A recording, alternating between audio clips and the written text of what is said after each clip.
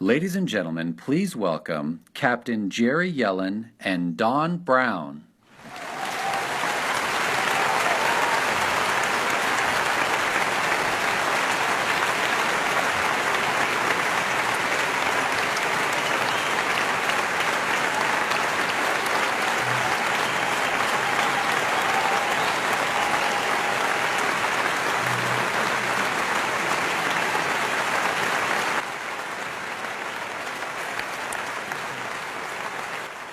Good evening.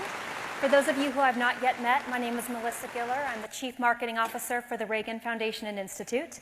On behalf of the men and women around the world who defend our freedom, I know you just sat down, but if I could ask you to please stand and join me in the Pledge of Allegiance. I pledge allegiance to the flag of the United States of America and to the republic for which it stands, one nation, under God, indivisible, with liberty and justice for all. Thank you.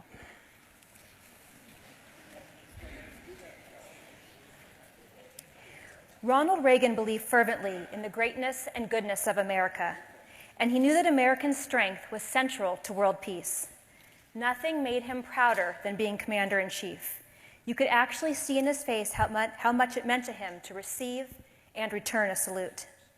He felt a special bond with the men and women in uniform, especially the young people from the small towns across America. That they were willing to risk their lives for their country never ceased to amaze and humble President Reagan. He would have been so honored to meet our special guest tonight, a gentleman who epitomizes what President Reagan held so dear, a young American not afraid to do what needed to be done to protect our freedom. As you'll hear tonight, Jerry Yellin was a 1941 high school graduate, working in a steel factory, trying to raise some money to go to college. On December 7th, he returned home from working the night shift to learn the Japanese attack on Pearl Harbor. He decided immediately to enlist in the Air Force.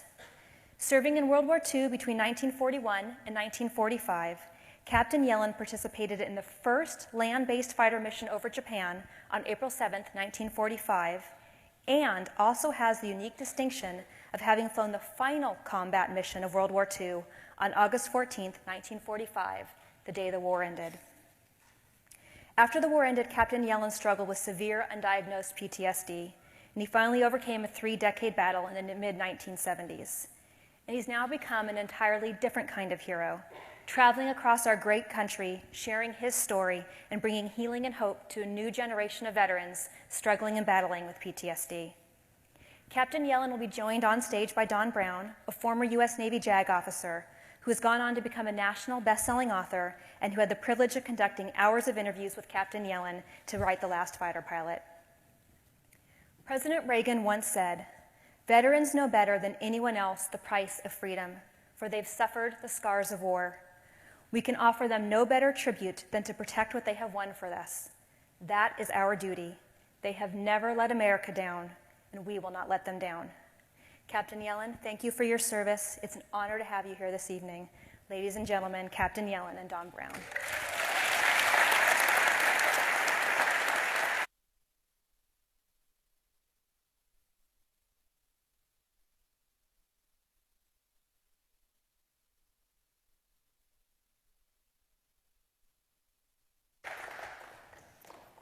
Well, good evening, ladies and gentlemen.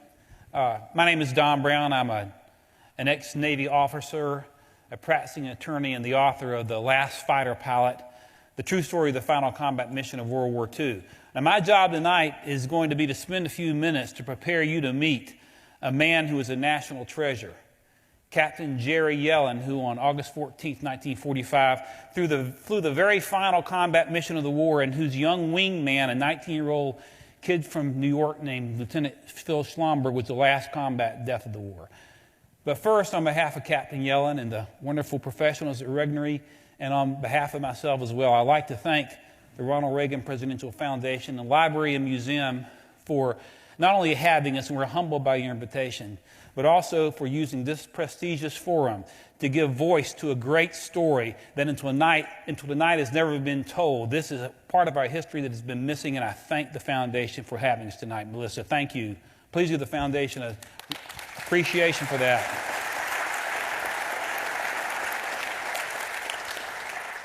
President Reagan one of the great mantras of his administration was peace through strength.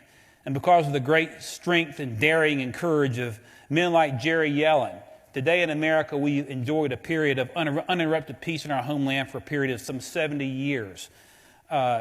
President Reagan, I believe, if he were here tonight, will be very pleased that his great forum is using this to honor such a great man, and we are grateful for this. Winston Churchill once said that never have so many owed so much to so few. He was talking about the Royal Air Force. Churchill was considered to be a prophet in his day. Now, some 75 years later, Churchill's great booming voice has become prophetically true again as we as Americans say goodbye every day to the World War II generation. Once again, never have so many owed so much to so few. And God bless them all.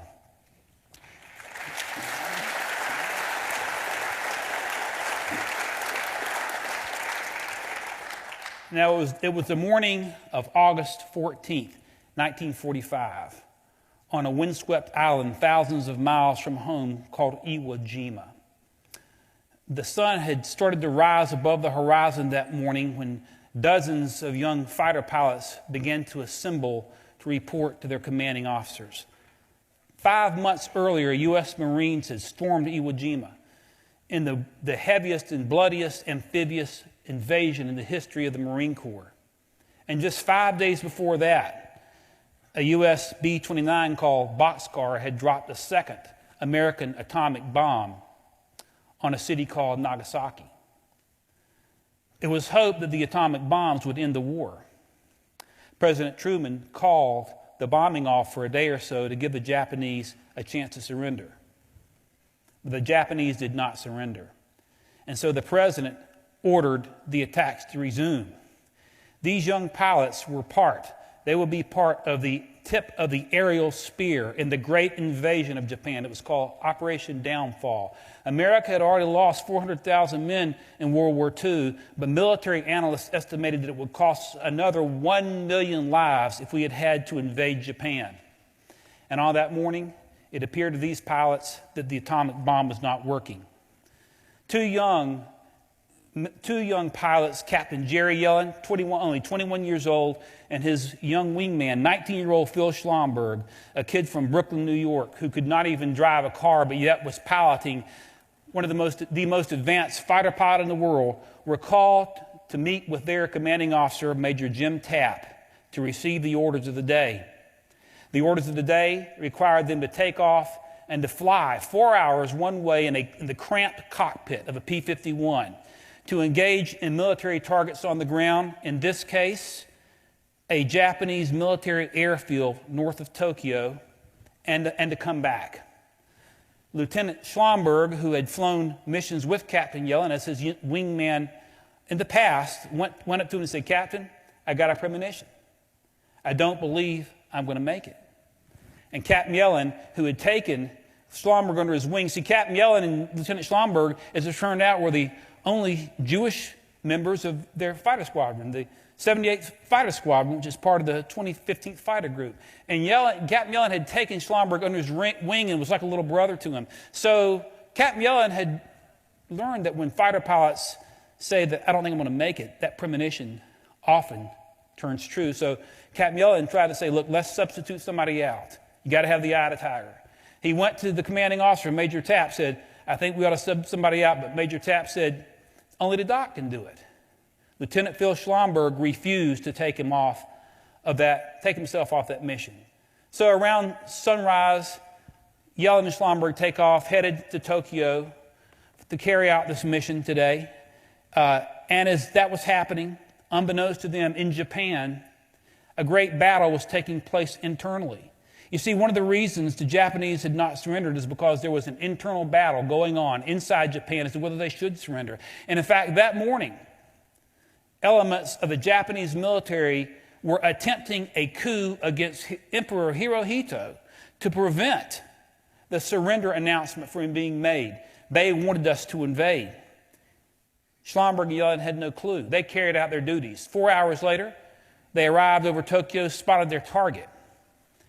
They went down into a steep die for a strafing mission, one of the most dangerous missions that a fighter pilot could engage in those days because you put yourself in the teeth of enemy anti-aircraft fire. Carried out their mission, attacking the airfield, attacking planes on the ground, and then pulled up steeply back into the clouds. They went into a bank of clouds. A moment later, Captain Yellin came out the top of the bank. Lieutenant Schlomberg was gone, apparently brought down by enemy anti-aircraft fire. Jerry looked for his friend, could never find him. There was a code that was supposed to be broadcasted to pilots before the war ended. It was the word Utah.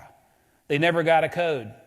Jerry, by this point, was running low on fuel and had to head back to Iwo Jima.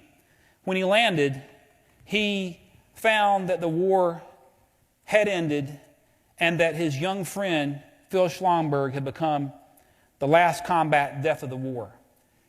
And tonight we're here to honor these men for their great work. What I'd like to do is I have a PowerPoint I'd like to walk you through for a few minutes to set up what we were doing in Iwo Jima and why we were there. So I will invite your attention to both of the slides here. And you never know what's going to happen when you're dealing with a PowerPoint the first time, but we'll give it a shot. Some people have asked me, in fact, we've been in national radio interviews all week, what inspired you to write Last Fighter Pilot?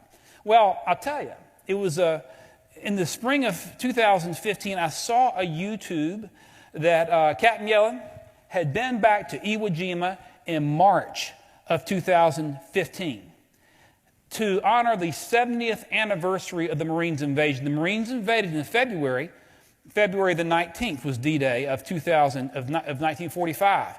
70 years later,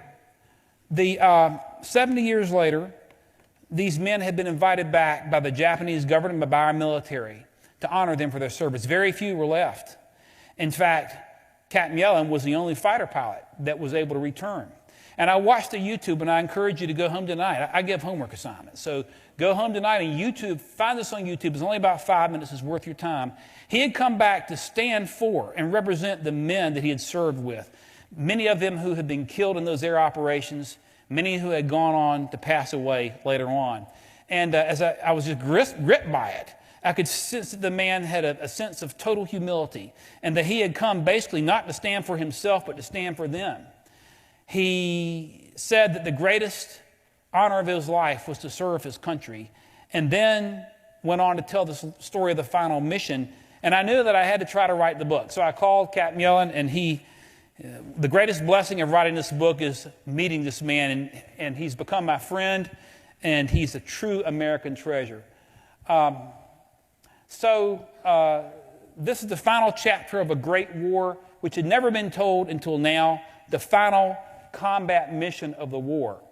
So why write the book? Well, that answer is easy.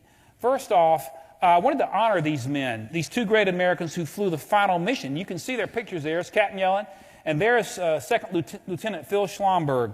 Lieutenant Schlomberg was the youngest of 10 Jewish kids in a poor family in Brooklyn. He was brilliant, though, and he graduated first in his high school class at Abraham Lincoln High School. Could have gone anywhere he wanted to in the Army, but he chose fighter planes.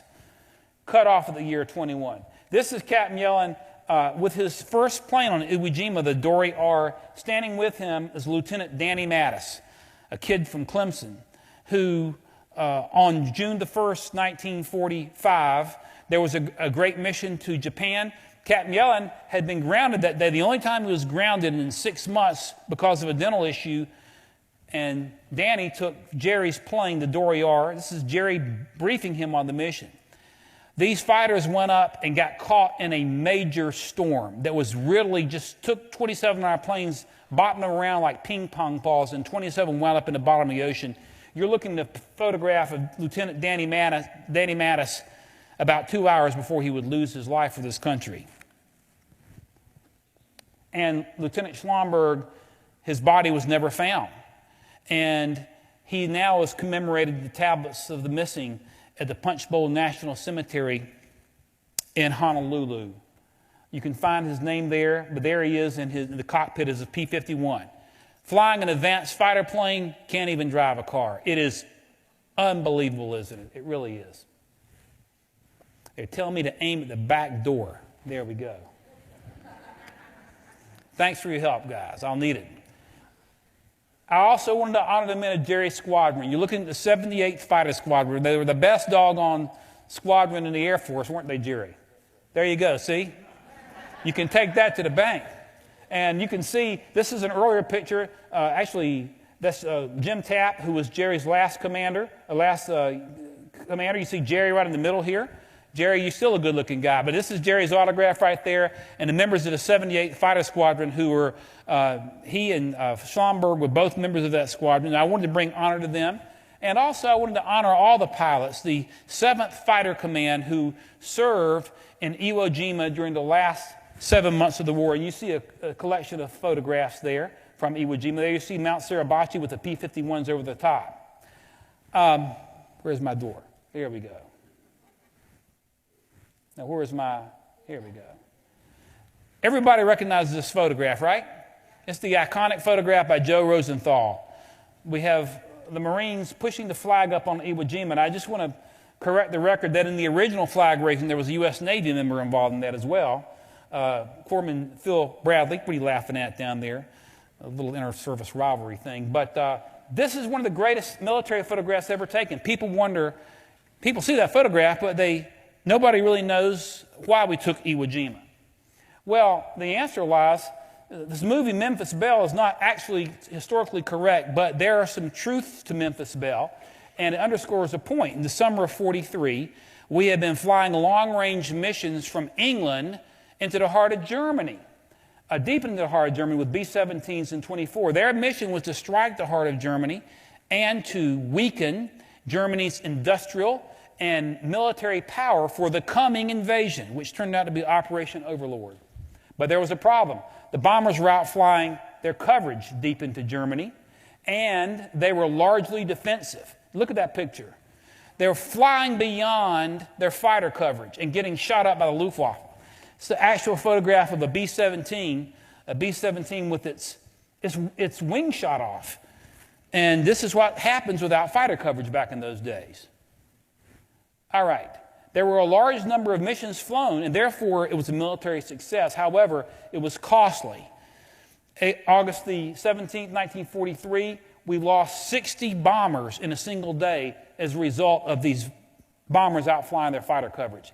The man who headed these attacks up was then Colonel, later to become General Curtis LeMay. Some of you all know that name. He was an outstanding bomber pilot and flew many of the missions himself. He was audacious and managed to escape, but he flew into the teeth of the enemy and dropped a lot of bombs.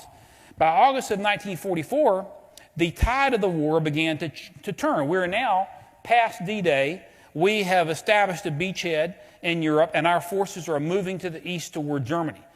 We had to deal with the Battle of the Bulge and Market Garden, a couple of things, but basically the handwriting was on the wall. So General LeMay, who's now a two-star general, is sent to the Pacific. And his job is to execute a bombing plan of Japan, just like there had been a bombing plan of Germany. Because we first attacked from the air, we softened them up, we weakened their capacity, and then we invade. So LeMay's job was to carry out that mission. Now we were using these new B-29 super fortresses. And he decided, General LeMay did, for a number of reasons, the best place to launch these attacks was from the Mariana Islands, Saipan, Tinian, and Guam. The final atomic bombs, as you may know, were dropped from Tinian Island. But there's an issue with that. In November of '44, this bombing campaign started to the Mariana Islands. But the problem was, depending on where you're flying in the Mariana Islands, it was 1,300 to 1,500 miles one way. And the P-51s, as we could not do in Germany, could not make that trip. It was just too far. It would be nearly 3,000 miles for the B-29s to strike Japan from the Mariana Islands, and General LeMay was not going to sacrifice his B-29s. Wasn't going to happen. So, without fighter coverage, the B-29s were staying up high at like 30,000 feet to stay above anti-aircraft fire. Enter Iwo Jima, 1944 to 1945. The need for an airfield in the middle of the ocean. This is actually drawn by one of the pilots to sort of explain the geography. Iwo Jima Island, which the Marines took in that bloody invasion was located roughly halfway between the Mariana Islands and Japan. It was almost due south, but not quite. It's kind of a southwest-northeast tilt. But it was the perfect location, at least in theory, to establish an air base for fighter planes to operate from, and also to recover the B-29s that were being shot up and having mechanical problems coming back from Japan. I say in theory. I say in theory because if you launch these and get fighter coverage, you can protect the B-29s that can come in closer, but no pilot had ever flown this long, not in a P-51. I mean, it's a small aircraft. They're strapped into the aircraft.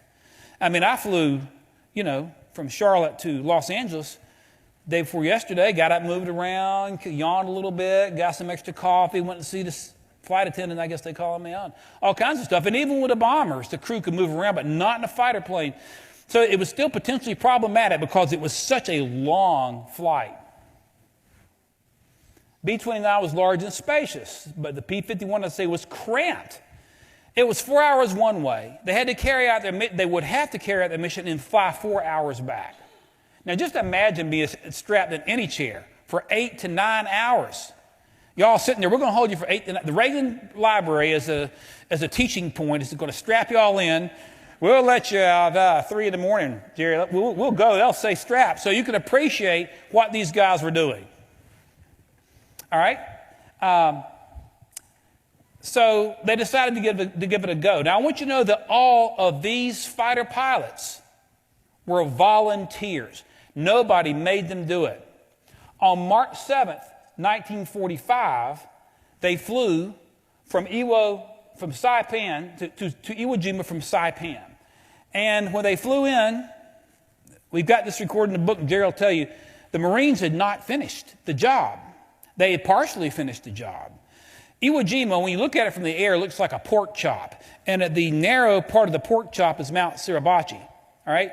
It is only about a couple of miles from one end to the other and about 800 yards wide at the widest, full of Japanese, 22,000 Japanese troops buried in Iwo Jima. Jerry has pointed this out to me on a number of occasions.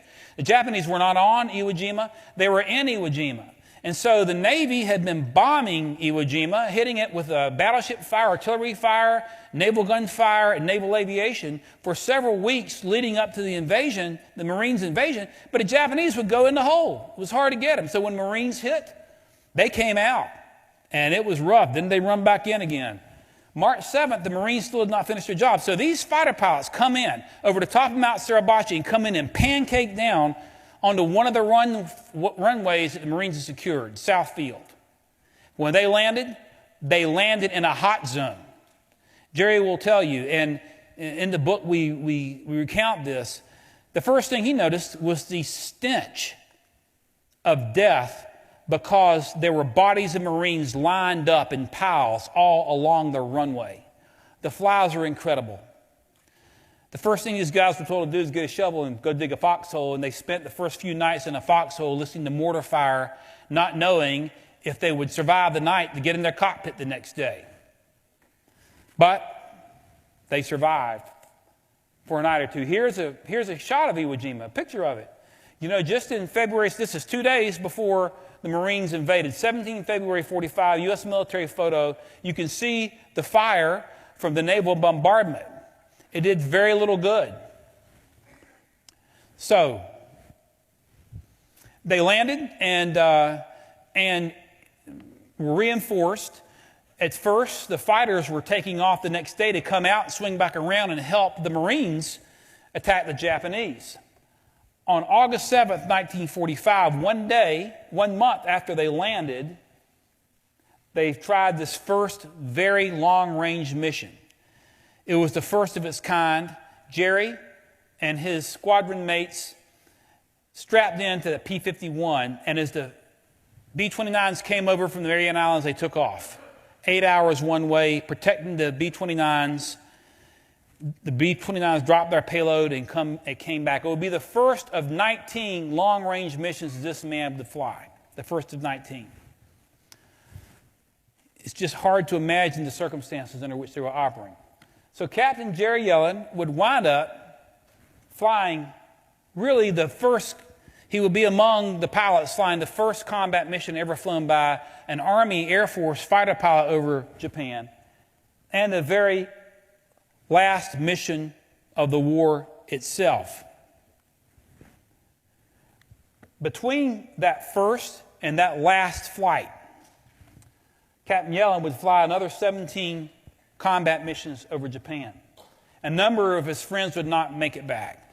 Really, the period from May of 1945 until that last mission of the war, as the Emperor announced his surrender when these guys were executing the final mission, he lost a lot of his friends. They were very close to him. The last being Phil Schlomberg, was like a little brother to him. Danny Mattis, you saw Danny's picture a moment ago, who was lost in Jerry's original plane in a storm. Dick Schroppel, who was shot down over Chichijima, about 70 miles north of Iwo Jima, and who there was a valiant rescue attempt to save Dick. We brought in Catalina, U.S. Navy Catalina, to try to come in and land and rescue him under heavy fire, but the Japanese got to him and killed him. This all took a very, very heavy toll on Jerry, as it would on anyone. A number of these stories, of course, are accounted for in the book. And they say that it's amazing, isn't it, when slideshows malfunction. Now we're going to see how good I really am if I can wing the rest of it, right? A lot of the stories of the great heroism of these pilots is in the book. And what we've sought to do together, we've collaborated on this together. Jerry spent hours on the phone with me. I was in his home in Orlando a couple of months ago, is to bring honor to their memory. Not just, we want to right the wrong that history has left by leaving this great final historic mission out. We want to do that. But we also want to bring honor to the men of the 7th Fighter Command who fought off of Iwo Jima in the last 7 months of the war. And I can write about it in a book, but a book can only do so much justice to the man. There's one man who can tell you what happened to him, and I'd like to take a moment now to present to you Captain Jerry Yellin.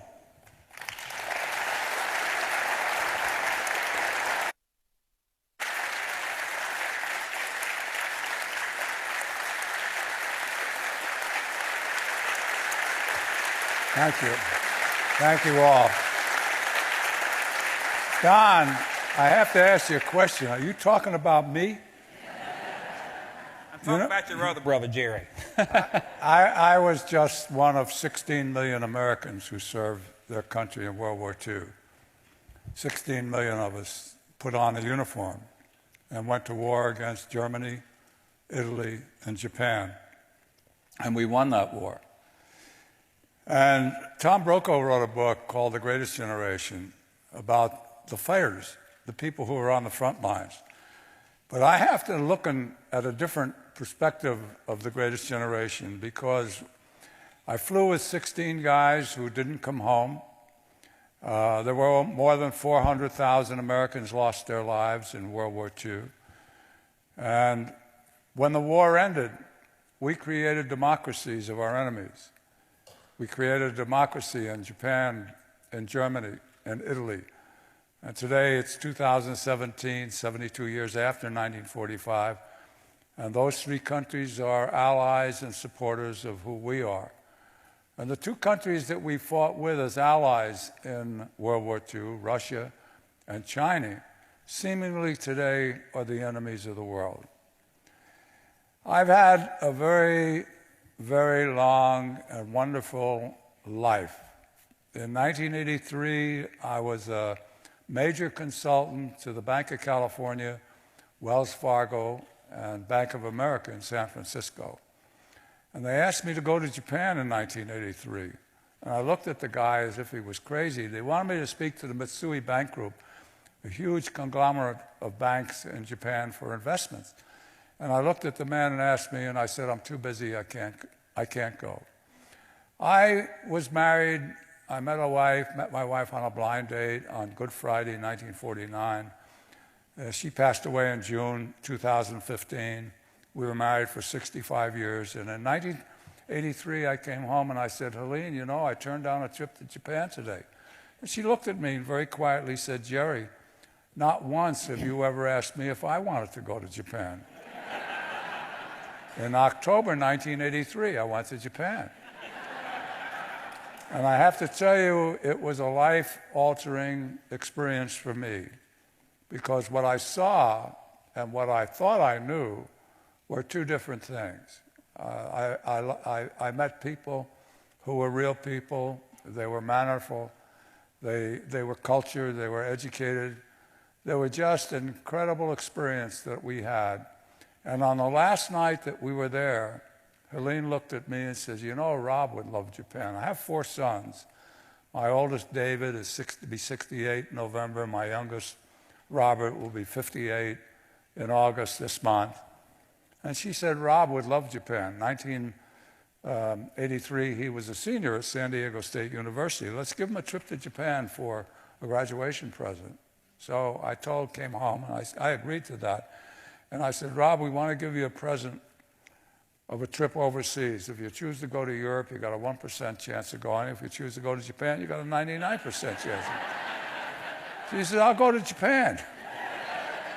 So he graduated from school in 1984. He went there for a 6-week homestay program, came back, didn't know what he wanted to do. So he decided he was going to take a job for 1 year teaching English in Japan. And he went there in 1984 for 1 year. It's now 43 years later, he hasn't come back yet. 33, I don't do the math very well. And in 1987, he called me, sent me a letter, said, come to Japan, you pay for the airfare, I'll take care of everything else. And we went on a tour of Japan with him. And then we met a young lady, and he said that he and the young lady wanted to get married. We were in a restaurant in 1987. And I saw the faces of the 16 guys that I flew with who didn't come home fighting the Japanese. But I had the presence of mind to ask him, have you spoken to their family? What do they say? And he said, the family won't meet me. And I said, will you get married if you don't have permission from the family? He said, we haven't talked about that yet. Well, he did get permission. He met with 2 of Takako's older brothers, of 3 brothers, and the father.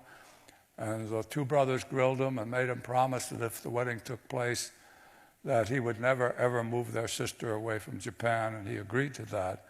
And then the father, who was a kamikaze pilot, with 3 or 4 hours in a zero, and was sent to China from 500 people who flew against Americans and killed himself, and he was the only one who lived from the group that he trained with. And he asked my son 5 questions. How old is your father? 63. Was he in the war? Yes. What did he do? He was a pilot. What did he fly? P-51s. Where? Over Japan. And that ended the meeting. And he went home and told his wife, make the wedding. And she went ballistic, crazy ballistic. She said, for 43 years, you've been telling me you never fired a bullet against your enemy, the Americans. You didn't die for the emperor. And now you want our daughter to marry this full-headed, full-bearded guy, Gene, this America who you hate? And he said, yes. And she said, why? And he said, any man who could fly a P-51 against the Japanese and live must be a brave man.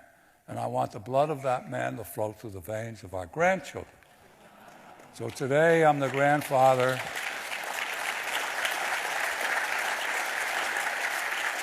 I'm the grandfather of 3 Japanese grandchildren whom I love as dearly as I love my 3 American grandchildren. There is no difference. I've learned more from my children than I could ever teach them, that we as human beings are all exactly the same. We are not Christians and Jews and Buddhists and Muslims. We're not speaking Japanese. We're not the color of other people. We are all part of the human race. We are all exactly the same. And I learned that from my children. We have 3 professions in the United States. policemen, firemen, military. You put a uniform on. All of those people pledged their lives in the line of duty to give their lives in their line of duty to other people whom they don't know. And we don't recognize the responsibilities that these people have. The pure purpose of war is to kill your enemy. And what is an enemy? It's somebody that believes something different than what we believe or what you believe, and they're willing to take lives to promote what they believe, and that's evil. ISIS today is evil. We have to be a nation united, not a nation angry.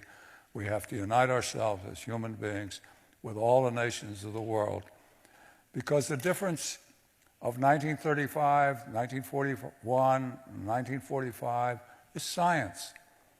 We had racial tensions in the 30s. We have racial tensions now. We had religious problems in 1941.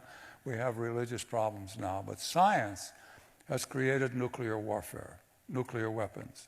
The smallest nuclear weapon in the American arsenal, and I know this for a fact, is 1,000 times bigger, the smallest nuclear bomb, 1,000 times bigger than the bombs that were dropped on Hiroshima and Nagasaki. And it's up to us and the young people in the audience to understand that they have a responsibility to the world. We have a responsibility as Americans. We're losing that responsibility for whatever reasons we don't know. But we have to maintain our dignity, we have to maintain our military, we have to maintain our police departments, we have to maintain our fire departments, because those are the people that protect us. 22 young guys who served in Iraq and Afghanistan commit suicide every day. And they fought in wars much different than the war that we fought in World War II. So I'm humbly honored to be at the Reagan Library, to be here tonight, to be with you, to work with Don. I hope if you buy the book, you enjoy it, and you'll pass it on to somebody else. It is history. I'm part of history, but I'm part of 16 million of us who made that history. 8 million young women were Rosie the Riveters who built the tanks and the boats and the airplanes that we flew. We were a nation united, and we have to become a nation united again. And I thank you very much for this moment. Appreciate it.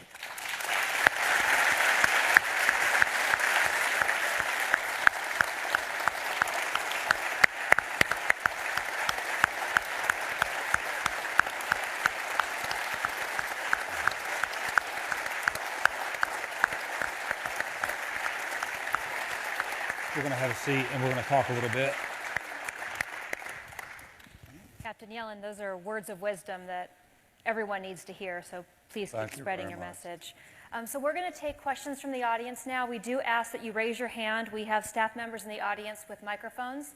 They'll bring the microphone to you, and that's so the cameras in the back can pick up your questions. We can start right over there.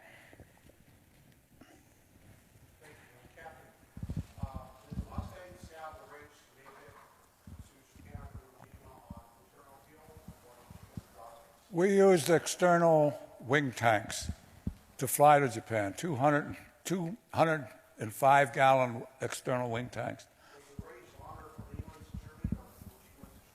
Well, I don't know what they did in Europe. I only know what they did in Japan. And when somebody called in, when we were attacking Japan and flying over Japan, when somebody called 90 gallons from your squadron, the whole squadron would head out to sea to pick up a B-29 that would navigate us back to Iwo Jima. 90 gallons, we could cut our consumption down to 20 or 22 gallons an hour. So we had very little extra fuel. I landed on the first mission with 7 gallons of gas left. 2 guys bailed out, Bob Roseberry, another guy from the 78 Fighter Squadron. Jim Vanderhey, who was our lieutenant colonel, or who led us, his engine quit on the runway. And so it was a tight fit, and we did it. I did it 19 times, and 7 hours and 50 minutes to 8 hours and 10 minutes. I have to tell you, I enjoyed my fight in the war. I was a fighter pilot at the age of 19.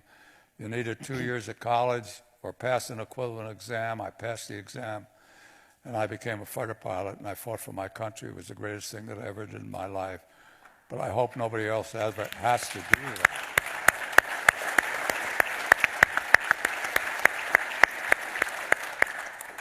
The pure purpose of war is to kill. Killing is evil. The microphone's covered there. Do you think war is necessary sometimes? There have been 14,000 plus wars since the history of America, since the history of human beings in the last 5,000 years. Wars are fought because people want something. The first weapon of mass destruction was a rock. And then there were bows and arrows. And then there was gunpowder. And then there was atomic energy. And I think that wars are fought by greedy people, or people who believe something so strongly that they want something from everybody to believe what they believe. ISIS is evil. Japan was evil. Germany was evil. Italy was evil. They wanted to control the world. When we landed on this planet, the people from England landed here in the 1600s and 1700s. They wanted the land, and they were willing to kill the natives who were here on this land prior. And they did that. It was evil then, and it's evil today. But that's what our heritage is.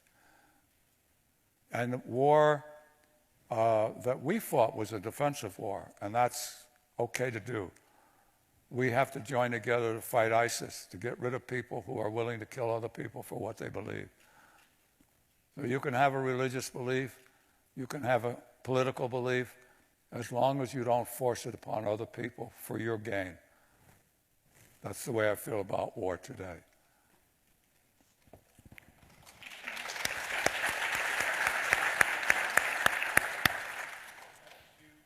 Two questions. One's on a personal note. I'm just wondering if you knew of William Winter. What do you say? Do you know William Winter? No, I don't. He was a war correspondent. He was my father's brother-in-law, served during World War II during that time. And there were innuendos that he was the man who sent out the message, the Morse code message to send out the Enola Gay. And he was involved in some... Don't know the name. Don't know the name. Or James Shepard. James Shepard. What? He's asking about. Or James No, Shepard. the only man that I knew of was Ernie Pyle. Okay. That's the only man that I remember. Okay, that's hard. Yeah. Yeah. And then, on a political note, what do you think about the situation in North Korea today? How will that play out? Do you have any? Well, the situation today is critical because if North Korea gets attacked or attacks another nation, we're going to have the beginning of the destruction of the Earth's ability to sustain life. That's what nuclear warfare will do. We will not be able to sustain life wherever nuclear war happens. North Korea is a danger. And Do you have any opinion on how it will play out? what is it? Do you have any opinion on how it will play out in North Korea? Well, I'm hoping for everybody's sake that it doesn't play out with them sending a ballistic missile to the United States or to China or to Japan, because we're pledged to do what we have to do as a nation to attack them. And the Koreans are human beings too. They're not all in politics. I think I have time to tell you a story, and I'd like to share that with you. I lived in a small town in Fairfield, Iowa, 10,000 people. And two of my fingers were turning black 2 years ago, and I went to my local doctor. And they said, we can't take care of you. You have to go to Burlington, Iowa, to the regional hospital and see a cardiologist. Just a minute. And I waited a minute, and they said, be there at 1:30 on Monday. At 1:30 on Monday, I walked into a cardiology office at the Burlington, Iowa Regional Hospital, and I didn't recognize one name. So I asked the receptionist, who am I going to see? And she said, you're going to see Dr. Al-Wadani. I said, where's Dr. Al-Wadani from? She said, Palestine. Now you got a Jewish guy going to see a Palestinian doctor. And I said, I'm going to say something to this guy. I'm not a fan I lived in Israel. I emigrated to Israel and came back. I played in the Maccabee Games in 1965 when I was 41 years old as a golfer. That's the Jewish Olympics, the year after the Olympics. And 38, 40 nations send athletes. And I'm not a fan of what Netanyahu is doing with the Palestinians, with the territory and all the rest of it. So I said to myself, I'm going to say something to this doctor. So I said, Dr. Al-Wadani, what is your first name? He said, Abdullah. I said, may I call you Abdullah? He said, absolutely. I said, Abdullah, I lived in Israel. I'm a Jewish guy. I'm not a fan of what's happening there now. Palestinians are people. You're a Palestinian. You're a person. And then when I said that, he stood up and he pointed his finger at me and said, you have no idea who or what we are. And I took that. And then when he's finished examining me, he said, here's a prescription, come back in 10 days. And I started to leave the office. And he says, excuse me, Mr. Yellin. I said, call me Jerry. He said, Jerry, do you know what my hobby is? I said, I don't have a clue what your hobby is. He said, my hobby is World War II. I've read every single book that I could read about World War II. But you are the first World War II veteran that I ever met in my life. So I stayed there for 20 or 30 minutes and talked to him about my experiences in World War II, and I went home. My wife had passed away. I was getting rid of everything that I had. I had a model, a scale model of my P-51. It was, I don't know, 1/100th of what it was, but the markings and the name. And I packed it up and I mailed it to Dr. Al-Wadani in Burlington. 10 days later, I'm back in his office, and my plane's sitting on his desk. And he walks in, starts to examine my fingers, stands up, and said, Jerry, you touched my heart like few people ever touched my heart. And he reached into his pocket, and he pulled out a string of Muslim prayer beads. He said, my father died when he was 72 years old. And he carried these beads every day of his life, and I want you to have them. And I said, I can't take them, Abdullah. These belong to your children, your grand. He says, I want you to have them. Now, I go around and I talk. I don't have the beads with me because I didn't know if I was going to talk or not here. But I pull out the Muslim beads, which I carry, so I can tell people that we are all human beings together on this planet, period. End the conversation. I thank you for your time. Appreciate it.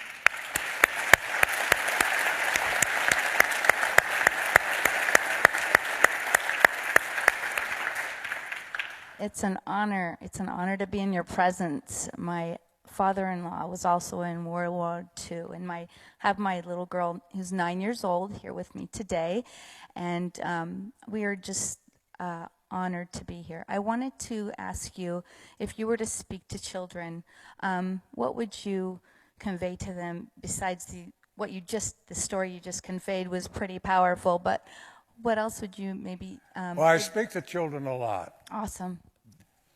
There's another profession in the United States called teachers. Teachers learn a subject, and every day in school, they give part of themselves to the students. So I tell students the only way that you can thank the teacher is by working to your capacity to work. Not everybody can be an A student, not everybody can be a B student, not everybody can be a C student, but every student can work to their capacity.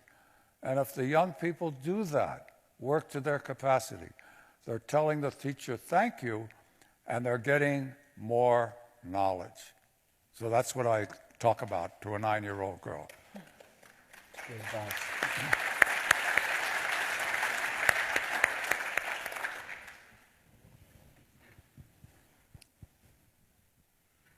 Captain Yellin, when you were 20, 21 years old, you're out there flying your missions. What was it that motivated you to get up and do it? Not that, you're following orders, of course, but can you recall at that time, at that age, what was it that motivated you to get up there and do that? Well, of course I recall. We were attacked by a nation unprovoked. We were told all all the things that they did, the Bataan Death March, the rape of Chinese people. They were attacked by another. We were attacked by another nation, and I had to defend my nation. My heroes, as a young man, I made model airplanes when I was 7, 8, 9, 10 years old. My heroes were the World War I pilots, the Rickenbackers, the folks, Rick Toven, and the people who flew the fighter planes in World War I. And then the Battle of Great Britain, the British pilots. There was a guy by the name of Bader, B-A-D-E-R, who crash landed a Spitfire and lost both his legs and continued to fly with artificial legs. And then the Flying Tigers, which went over to China, and they were my heroes. Lindbergh was my hero until he made a speech in Des Moines, anti-Semitic speech about America. And that destroyed a lot of my feeling for him. I lived in Hillside, New Jersey, which was next to the German-American Bund, and on Bond Street. And when I was going to be bar mitzvahed when I was 13 years old, and some of the guys that I played ball with saw me going in there, and I became a Jewish guy, and 3 years later, my whole house was covered with swastikas. And that's what I faced, and I was a patriot. I'm an American. If I asked a question of you here, how many of you here, I'd like to ask this question, have descendants who are American Indians in this country hundreds and hundreds of years ago? How many of you are descendants? Stand up, please. Please stand up. How many of you are people who had relatives that came to this country on the Mayflower? Stand up and stay standing, please. How many of you have people who came on the Mayflower? How many in this audience have people that came from another country to live in this country way back? How many in the audience are children of immigrants from every country in the world? Stand up.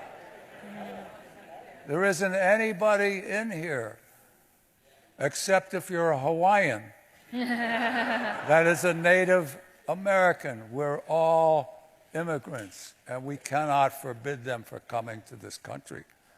We're all together in this. We're all human beings.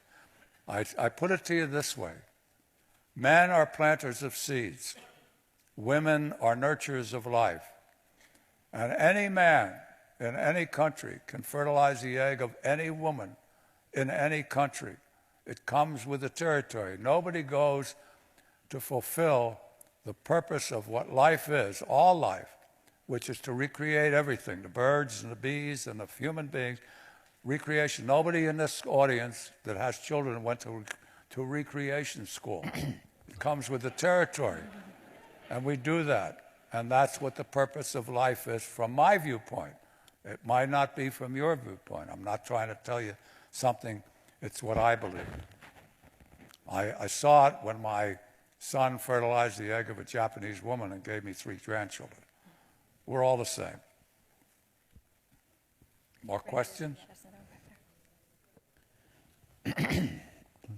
Captain Yellin, World War II, Korea, Vietnam, there were tens of thousands, hundreds of thousands of Americans involved in the military. In the last 15, 16 years, the American military's been in constant combat, Iraq, Afghanistan, places like Somalia, Yemen, and it's only 1%. There's just a handful of Americans anymore that even know anybody or have a relative in the military. That 1% is bearing the burden that was borne by a much larger contingent in past conflicts. Those past conflicts, for the most part, had much more support. What do you think about the change here of so few people, small, very professional, highly trained, volunteer military, bearing this burden, particularly with the reserves and National Guard being deployed multiple times abroad? I was in the Cold War as an Army officer after Vietnam, and I saw the contempt, really, that a lot of the civilians had for the American military coming back. And, you were in a different time, and I'd just be curious of your thoughts on that subject. Thank you. Well, I've yet to meet an American at any place that I've been that didn't have a relative who served in World War II. That's That's a fact. Everybody knows somebody in their family that served in World War II. 16 million of us. It was a war that had to be fought. I'm not sure that Vietnam or Korea, North Korea, or Vietnam had to be fought. That's a political issue. I don't want to get into politics. I'm not a politician. Iraq and Afghanistan. It's what people in power do, most of it for money. The pure purpose of war is to make money in most instances, and to kill other people for what you believe. So I can't get into the politics of the Reagans, the Bushes, the Clintons, the Kennedys, or anybody else. But if you declare war on another country for a reason, that you were attacked, I approve of that. The 1% is all we need. 3 million people out of 300 million people, because the technology doesn't require military guys going to war, 67,000 Marines invading an island of 8 square miles, 23,000 Japanese, that's 90,000 people on 8 square miles of land, fighting hand-to-hand combat. You can emulate the sights and you can emulate the sounds of war, but you can never, ever emulate the smell of a battle. I smell it today, 72 years later. So I'm opposed to anything that we do or might do that had no meaning for the good of the world. And those wars had no meaning for the good of the world, in my opinion.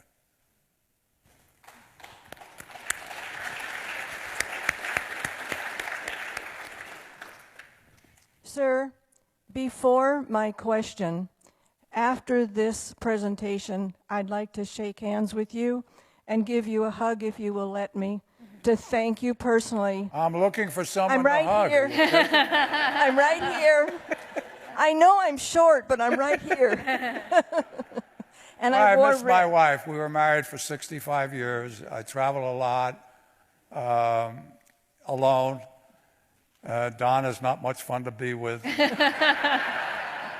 Well, I'm with my husband of 55 years. Okay. My question is, did you know Louis Zamperini or ever meet him?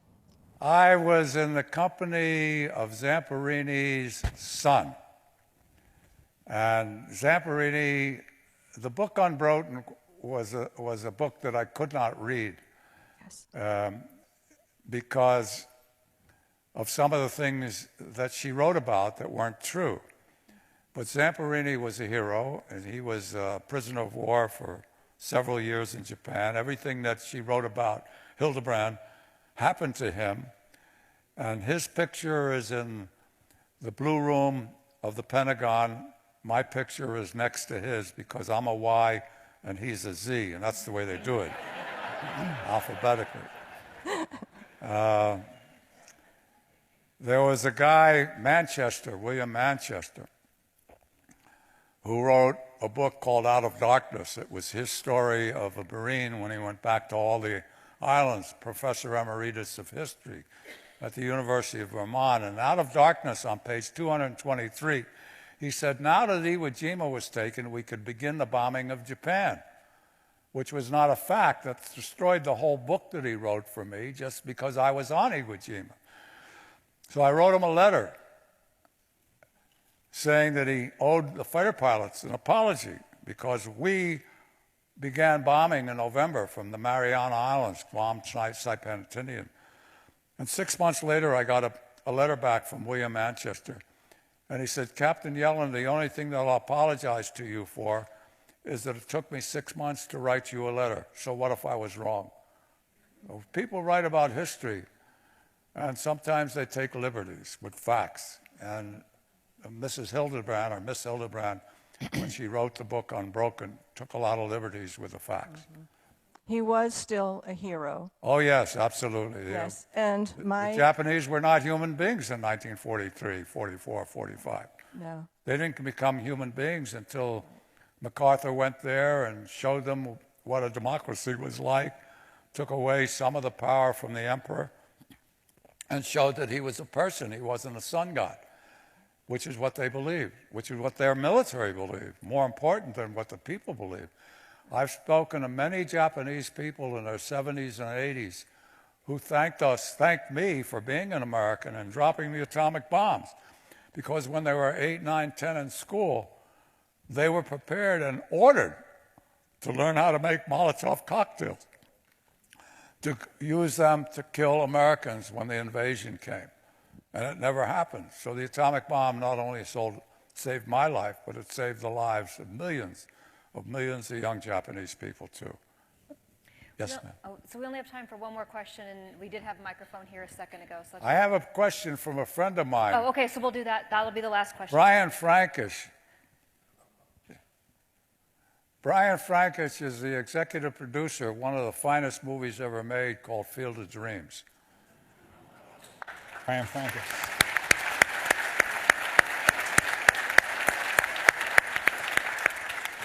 It was that movie that caused me to meet you on an airplane on the way to Des Moines back in 1989, many years ago. And you moved me over and said, I got to tell you a story. You told me the story of your life on an airplane to Des Moines. We've been friends ever since. But I'd like you to explain to the audience, I understand you have been working with PTSD damaged warriors, teaching them transcendental meditation. Could you explain to the audience a little bit about the program that you're involved in? Yeah. In 1975, a man came to America from India. His name was Maharishi Mahesh Yogi, to teach TM to the Americans, and he was on the Merv Griffith show. My wife was suffering from my behavior. I was not the guy she married, or she thought she married. I was the father of 4 children. I couldn't hold a job. We moved 15 or 16 times. Undiagnosed post-traumatic stress disorder. So she said to herself, she's going to learn TM. My second son was a tennis player at the University of Pennsylvania in 1975. He was an all-Ivy League player, #1 player at the University of Penn. And he was home on summer vacation going to Europe to play a home-and-home tennis series with Oxford and Cambridge and St. John and in Scotland. And my wife, and he was enrolled in rabbinical school. And my wife said to Stephen she was going to learn TM, and he said, wait till we come back from England. We're going to stay for Wimbledon, and then we're coming back, and he wanted to learn TM. So he learned TM, and my wife learned TM, Transcendental Meditation, a technique that you don't have to change your mind, you don't have to change your religion, you don't have to change your clothes. It's a technique that's 5,000 years old from India that is you use as a tool to relieve stress. So Stephen went to rabbinical school, and he was there for 1 month after he learned TM, and he quit, took a leave of absence for a year, because now he was learning to be inward, and meditation taught him how to be outward. And my wife meditated, and in August of 1975, I took it upon myself to learn TM, and within 2 weeks, I was back to being a human being, feeling good about myself. I went to work, I did things that normal people do, not people who suffer from tremendous stress. I was raised, thou shalt not kill, by my family. Thou shalt not kill. One of the 10 commandments. We all learned that. And then I put a uniform on and I killed. And I suffered for it. I suffered because of 16 guys that I knew. 3 of them killed them that I trained personally. I trained them all. And I suffered from that. And the kids today suffer from that. You learn how to kill, you can't talk about it, never talk about it. It wasn't until 1988, when I went to Japan, that anybody in my family found out what I did, when I wrote a book called Of War and Weddings, which Regency will probably release this spring again, Of War and Weddings. So, you know, at 93 years old, I have a pure purpose of my life, and that's to tell my story, to help Don tell the story of the last mission with the last fighter pilot. There's about 200,000 veterans alive. I was one of 6 on Iwo Jima this past March. I'm going back again next March because my granddaughter from Japan, Sarah, wants to be a journalist and a writer and a reporter. And I went with her in 2016, 2017. I'll go back in 2018 if I'm here because she wants to go and she wants to tell everybody the story. She had 2 grandfathers who hated each other and then became family. And she wants to tell that story. My oldest grandson in Japan's name is Kentaro. We call him Ken. He has a master's from the MIT of Japan as a physicist.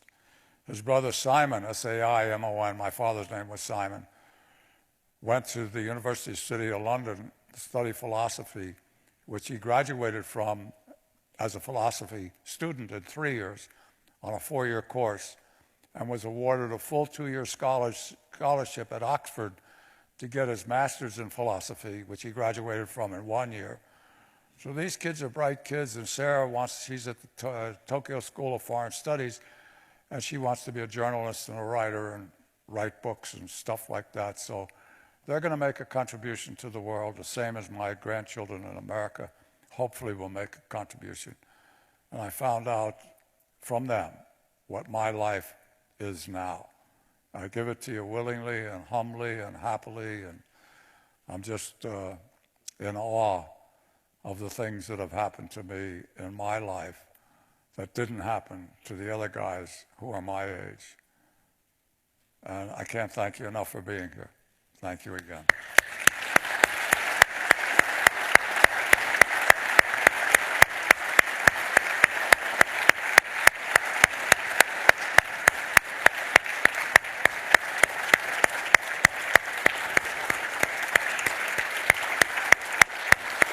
Bless you all.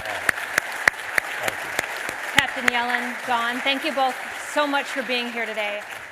We don't usually promote that we have all these events on our YouTube channel, but if you go to youtube.com/Reagan Foundation, you can watch this again and again and again.